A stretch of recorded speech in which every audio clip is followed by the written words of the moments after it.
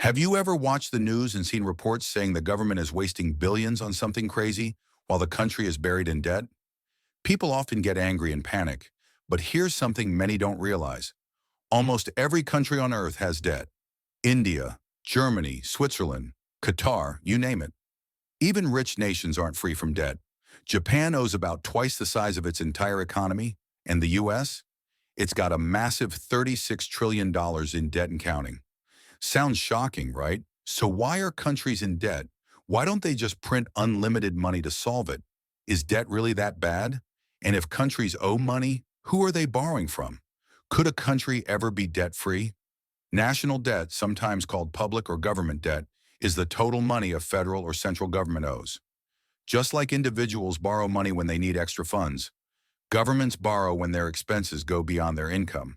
But they don't just go to a single bank. They borrow from a mix of places, other nations, big financial institutions, and even their own people. For example, when we talk about U.S. national debt, we're only referring to the federal government's debt, not the debts of states like California or Texas. It also doesn't include personal debts like credit cards, student loans, or mortgages. So now you know what national debt means. But why do governments even need to borrow money when they have the power to print it? You might wonder why governments borrow when they can print more money. Well, printing money without limits leads to hyperinflation, making prices shoot up and causing the economy to crash. It's happened before in places like Venezuela and Zimbabwe. Borrowing keeps governments disciplined as they have to repay loans with interest, pushing them to manage money carefully. Governments borrow for several reasons. One is to cover budget deficits. Taxes are their main income, but sometimes taxes don't cover all the costs. For example, if a government collects $3 trillion but needs $4 trillion for services like education and healthcare, there's a $1 trillion gap. They can cut spending, raise taxes, or borrow. Borrowing is often the easiest and least painful option. Another reason is to invest in long-term growth. Imagine a country needs better roads, schools, or hospitals, but has no money and refuses to borrow. Waiting years to save up means people will keep suffering with bad infrastructure. Borrowing lets governments improve things now, boosting the economy and helping people sooner. Governments also borrow during crises like wars, natural disasters, or pandemics. For example, during COVID-19, the U.S. borrowed $3.8 trillion to give out relief and keep the economy afloat. Sometimes they borrow to pay off older debts. If they borrowed in 2010 and can't pay it back by 2020, they take a new loan to cover the old one. As long as this is managed well, it's usually fine. But if it spirals out of control, things can fall apart, like what happened to Sri Lanka, which defaulted on $51 billion in debt in 2022. Governments also use borrowing to control inflation and interest rates by issuing bonds, helping pull money out of or push it into the economy. You might wonder who actually lends all this money to governments. Well, they borrow from domestic lenders, foreign lenders, and their own central banks. Domestic lenders include citizens, banks, and even government agencies.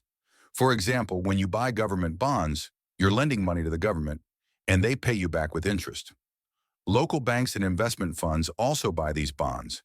Even agencies like Social Security in the U.S.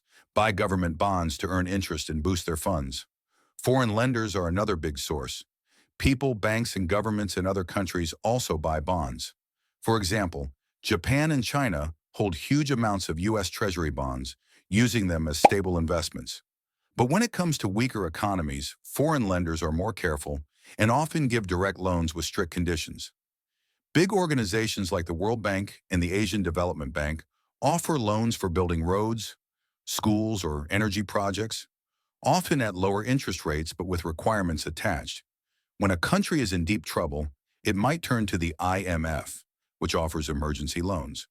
These come with tough rules like raising taxes or cutting spending, which can lead to protests and hardship, as seen in Greece, Argentina, and Indonesia. Lastly, governments can borrow from their own central banks, a process called debt monetization.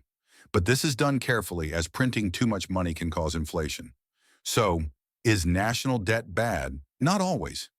It can be useful if managed wisely, like funding important projects or stabilizing the economy during tough times.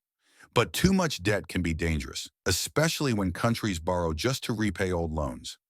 A country's debt is often measured by the debt to GDP ratio, comparing what it owes to the size of its economy.